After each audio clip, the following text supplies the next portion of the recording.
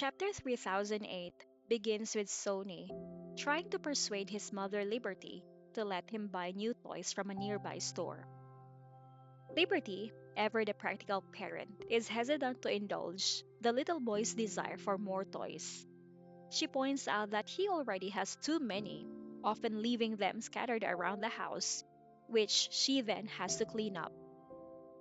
Sonny, not one to give up easily, promises that he will take care of his toys and clean up after himself if Liberty allows him to buy just one new toy. Despite his pleas, Liberty remains firm, reminding him that he already brought toys to play with on their trip and doesn't need any more. In a clever move, he tries a different tactic, suggesting that he could buy the toys and give them to his younger brother. Liberty dismisses this idea as well, noting that his little brother is too young to play with such toys. Undeterred, he changes his request to something more educational. He asks if he can buy a red tracing book to practice writing letters and numbers. Liberty agrees to this, seeing it as a more reasonable purchase, and the little boy immediately brightens up, eager to get into the store.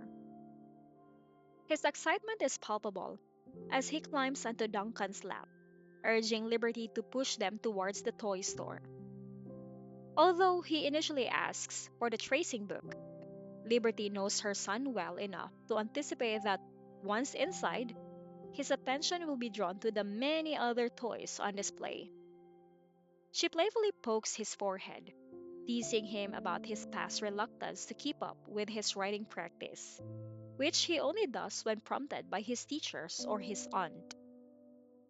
As they approach the store, Liberty reflects on his education.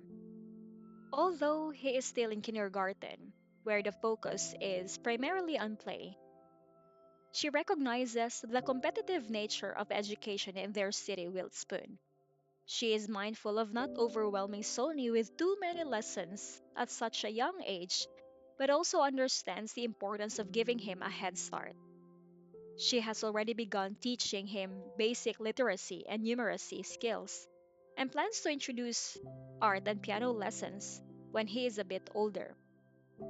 She is keenly aware of the challenges of modern education and wants to prepare Sonny as best as she can without pushing him too hard. Duncan, who has been listening to their exchange, gently intervenes, suggesting that she let Sonny enjoy his weekend and not worry too much about his studies.